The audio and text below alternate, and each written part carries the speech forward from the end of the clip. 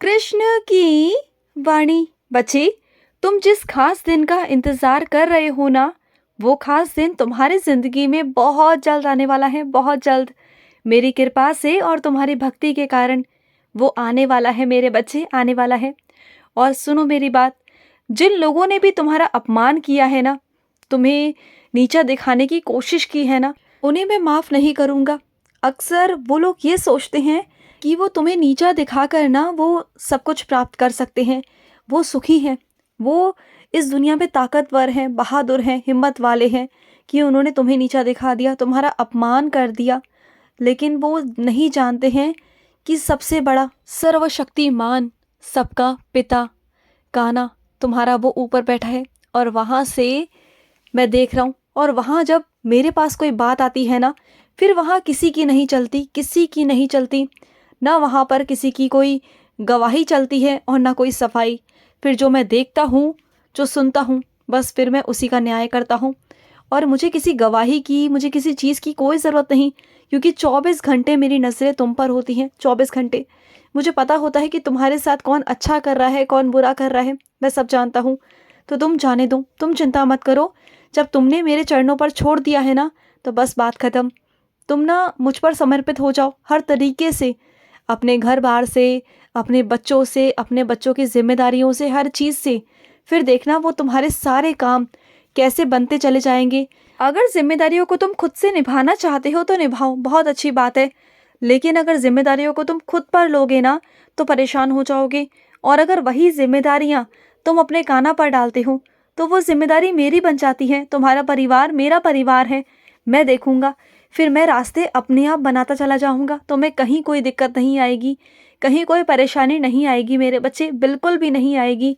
और सुनो, जो 4 मुखी दिया तुमने जलाया ना अपने घर के बाहर, उसे पूरी रात जलने देना। और अगले दिन उस दिए में से कौड़ी निकाल कर लाल कपड़े में बांध कर अपने तिजोरी में रखना। और जो दिया होगा उसे बाहर छत पे रख देना या बाहर रख देना। उसे जो पक्षी हैं वो खा लेंगे, क्योंकि वो आटे का दीपक है ना, तो वो खा लेंगे। अगर या तुमने मिट्टी का दिया लिया है ना, तो उसे घर के अंदर लाने की कोई आवश्यकता नहीं है, ठीक है ना। वो जहाँ पड़ा है उसे पड़े रहने देना। और सुनो मेरे बच्चे, मैं तेरे द्वार पर आया था, मैं तेरे द्वार पर आकर बहुत देर खड़ा रहा, बहुत देर इंतज़ार करता रहा तुम्हारा कि तुम कब बाहर आओगे और कब मुझे कुछ खाने को दोगे। लेकिन तुम बाहर आए नहीं। मैं आया था तुम्हारे पास, लेकिन तुम कहीं व्यस्त थे। मैं जानता हूँ कि तुम्हारे पास बहुत सारे काम हैं, बहुत सारी जिम्मेदारियाँ हैं, जिसे करते करते करते करते तुम्हारा पूरा दिन निकल जाता है। और तुम्हें लगता है कि अभी तो सुबह हुई थी और अभी शाम हो गई। तुम्हें पूरा दिन का पता ही नहीं चलता, पूरा दिन काम में जो लगे रहते हो, मैं जानता हूँ। लेकिन तुम चिंता मत करो, तुम्हारा कान्हा कहाँ जा रहा है? तुम्हारा कान्हा तो तुम्हारे पास ही है, मैं कहीं नहीं हूँ। तुम जब बोलोगे ना, मैं तब तुम्हें दर्शन दूंगा। जब बोलोगे, साक्षात तुम्हारे सामने आकर खड़ा हो जाऊंगा, साक्षात। बस मेरा दिन में ध्यान करना, एक बार ध्यान करना, सच्चे दिल से, सच्चे मन से मुझसे कहना कि कान्हा आ जाओ सामने, मुझे दर्शन दो, और अपनी आंखें बंद करना। बस तुम्हारे पलक झपकने की ही देरी होगी, मैं तुम्हारे सामने आकर खड़ा हो जाऊंगा। और जब ऐसा होगा ना, उस पल, उस क्षण देखना, तुम बिल्कुल बिल्कुल ऐसे हो जाओगे जैसे तुम्हारे मुख में जुबान ही नहीं है। मौन धारण कर लोगे तुम, बिल्कुल तुम्हें पता ही नहीं चलेगा कि क्या हो रहा है। तुम ऐसी दुनिया में चले जाओगे जहाँ सिर्फ और सिर्फ तुम और मैं हूँ, और कोई भी ना हो, कोई भी। और सुनो, तुम जिस कार्य क्षेत्र में जाते हो, तुम्हारा दफ्तर है, वहाँ पर तुम जाते हो ना, तुम्हारे जाते ही, तुम्हारे जाने से पहले ही कुछ लोग वहाँ पहुँचकर तुम्हारी कानाफूसी करना शुरू कर देते हैं, तुम्हारी निंदा करना शुरू कर देते हैं, तुम्हारी शिकायतें करते हैं। तो सुनो, अब मैं तुम्हें एक बात बताता हूँ, वही काम करना है तुम्हें। जब भी तुम दफ्तर में जाओ ना, पैर रखो, तो मेरा नाम लेना, मेरा मंत्र जाप करना, फिर अंदर कदम रखना। और उसके बाद पूरा दिन अपने मन में मेरा नाम जाप करते रहना। जब भी तुम्हें ऐसा लगे ना कि तुम्हारे बारे में कोई निंदा कर रहा है या तुम्हारी कोई चुगली कर रहा है ना, तो उस वक्त बस मेरा नाम लेना। देखना, कोई चाह कर भी ना तुम्हें कोई डांट नहीं पाएगा, तुम्हें चाह कर भी कुछ कह नहीं पाएगा। इतनी शक्ति है तुम्हारे कृष्ण के नाम में, इतनी शक्ति है, बस तुम मेरा नाम ले लेना। और मैं तो तुम्हारे दफ्तर में हूँ ही ना, विराजित हूँ ना, तुम मुझे हमेशा वहाँ पर नमस्कार करते हो, है ना। चलते फिरते हमेशा नमस्कार करते रहते हो, और मैं तुम्हें देखता रहता हूँ हमेशा। और सुनो, जो चीज़ तुम्हारे घर में विसर्जन की रखी हुई है ना, बहुत दिन हो गए तुमने विसर्जन नहीं किया है और बहुत दिनों से वो विसर्जन के लिए रखी हुई है, तुम्हारा जाना नहीं हो रहा, लेकिन सही समय पर उसे विसर्जित कर दो। वैसे ही बहुत लंबा समय हो चुका है और लंबा समय मत करो। जो चीज़ें हैं विसर्जन की उसे विसर्जित कर दो मेरे बच्चे, जितना जल्दी हो सके उसे विसर्जित कर दो।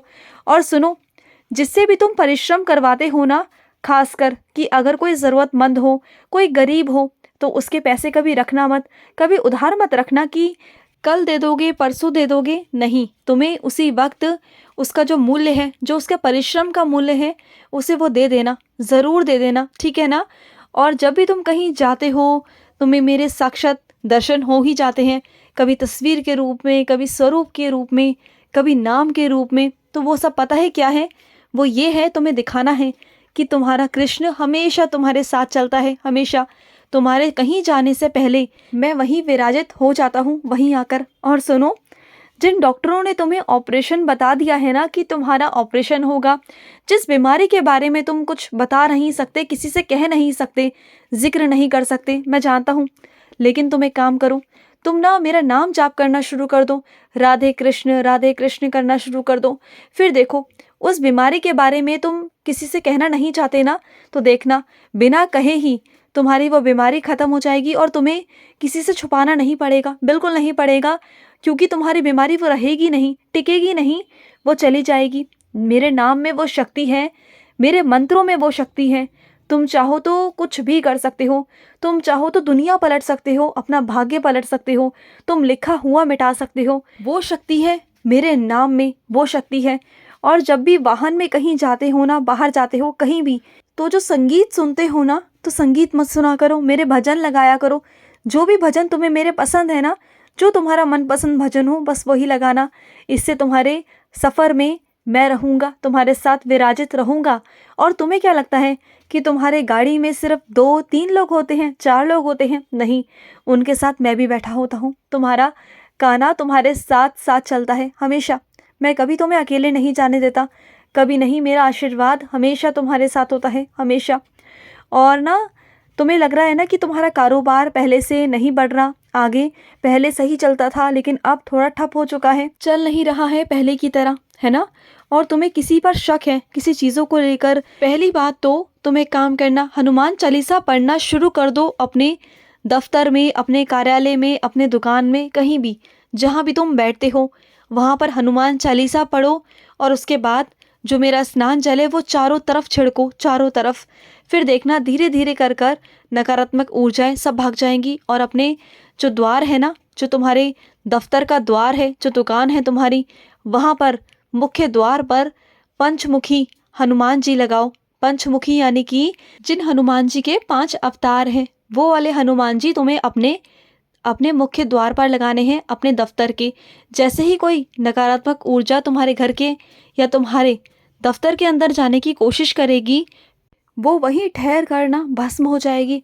लेकिन तुम्हारे घर के अंदर या तुम्हारे दफ्तर के अंदर ना कभी आ नहीं पाएगी। उसकी इतनी हिम्मत और औकात नहीं होगी कि वो हनुमान जी को आगे बढ़ जाए उनके। वो जब खड़े रहते हैं ना, तो अच्छे अच्छे भाग जाते हैं, अच्छे अच्छे। महाभारत में कृष्ण के रथ पर जो विराजित थे वो हनुमान जी थे। उनके रथ पर हनुमान जी विराजित थे और विजय प्राप्त कर कर वापस आए। हनुमान जी के रहते कभी कुछ बिगड़ नहीं सकता, एक बाल भी बांका नहीं हो सकता, एक बाल भी। खुश रहो। आज का कृष्ण संदेश समाप्त हुआ। जय श्री कृष्ण।